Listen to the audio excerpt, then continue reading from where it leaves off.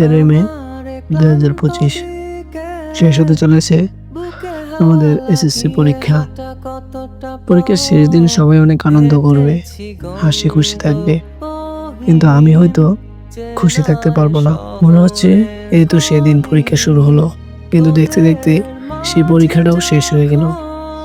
এই শুধু একটা পরীক্ষার শেষ নয়, এটা আমাদের স্কুল জীবনের শেষ, শৈশবের শেষ, বন্ধুদের সঙ্গে কাটানো হাজারো স্মৃতি, প্রতিদিনের হাসি আড্ডা সব যেন চোখের সামনে ভেসে উঠছে। এখন সবাই নিজ নিজ জীবনের পথে হাঁটবে, কেউ হয়তো আর কারো পাশে থাকবেও না। সবচেয়ে কষ্টের বিষয় হচ্ছে সামনে হয়তো এমন সময় আসবে যখন পরিবার থেকে আলাদা হয়ে যেতে হবে। যাদের চাই এতদিন নিরাপদে ছিলাম, তাদের ছেড়ে একা জীবনের বাস্তবতায় পা রাখতে হবে।